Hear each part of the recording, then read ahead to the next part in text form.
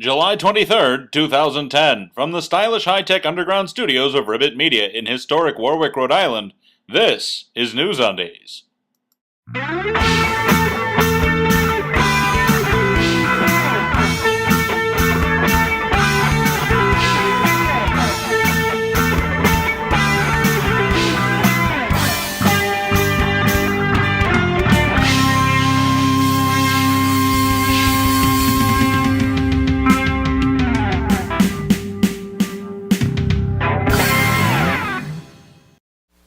For July 23rd, 2010, this is NewsUndies, all the news that shouldn't be news.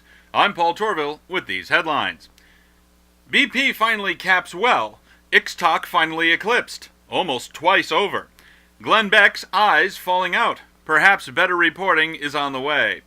Something about BP, Obama, the British PM, and Lockerbie, or something? Teenage Mississippi lesbian settlement kills school drama program. Irony served. GOP's treasurer rolls on steel for unreported electronic debt. Ha ha! LeBron James.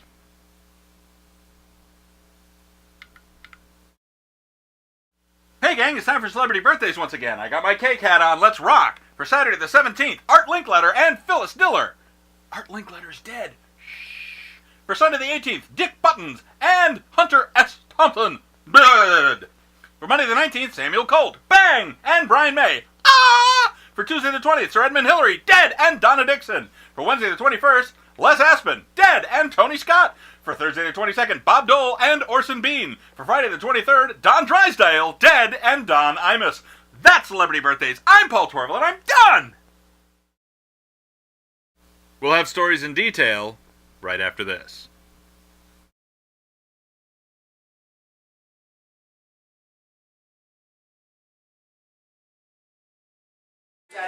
I'm an atheist. I'm an atheist. I'm an atheist. I'm an atheist. I'm an atheist. I'm an atheist. I'm an atheist. I'm an atheist.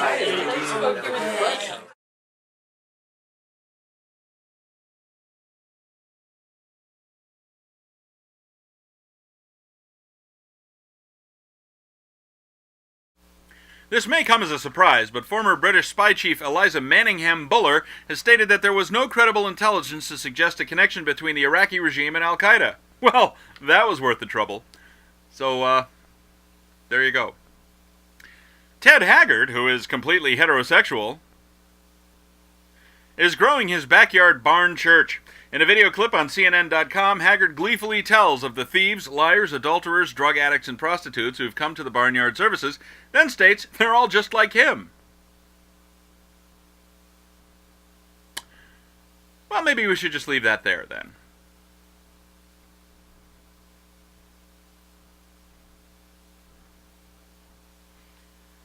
Tea Party. Mel Gibson has had a couple interesting couple of, wow, what a ride. Starting in 2004, Gibson's public image has been shaking itself apart.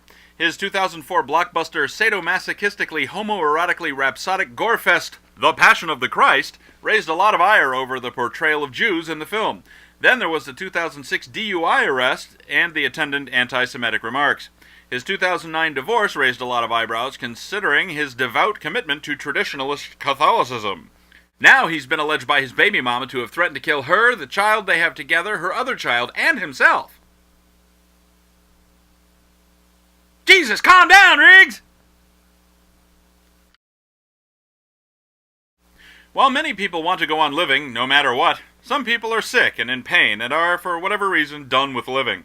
A right-to-die organization called FinalExitNetwork.org has been putting up billboards in various cities which say things like, "My life, my death, my choice." This has caused, as one might imagine, an uproar. Here are Pig and Sheep with their thoughts.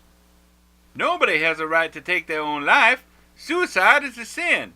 One of the commandments, I can't remember which one, says killing is something bad or whatever.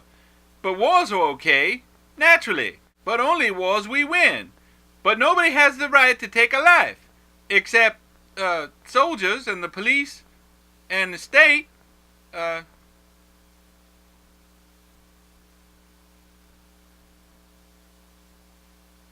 It seems to me we've been over this before.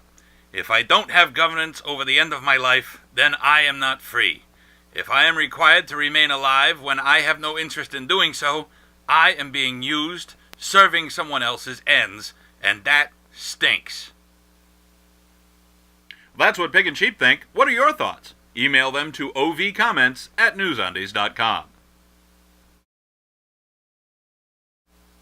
And now, here's Moose Weintraub with the Sports Half Minute. Weintraub Sports Half Minute. It's a whole half minute of sports. 30 seconds of sports.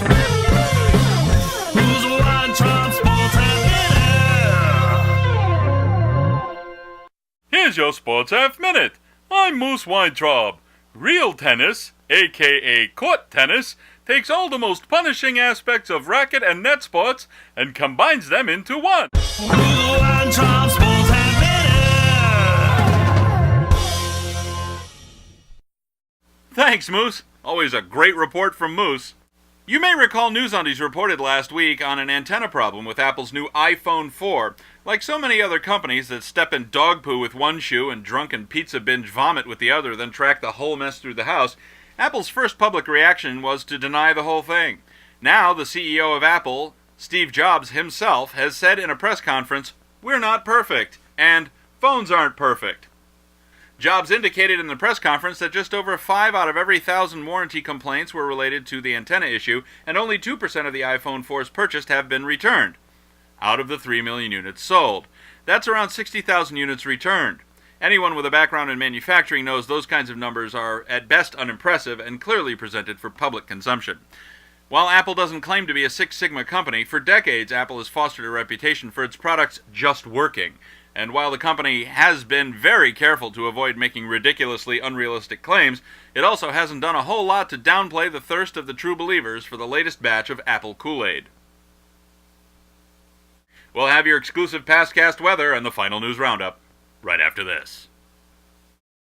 You'll notice that when you watch NewsUndies, I'm always wearing a shirt from the Ursus Pacificus Kitsch Cave. Well, now you can too. You can help support NewsUndies by going to the Ursus Pacificus Kitsch Cave and getting some kitsch. And now, here's your exclusive pastcast weather for the week ending Friday, July 23rd, 2010. The lower lakes had cool conditions and scattered thunderstorms. In the Ohio Valley, it was sunny and hot, then thunderstorms, followed by cool conditions. The Deep South had sunny, cool conditions in the north and thunderstorms to the south. And that's your exclusive pastcast weather.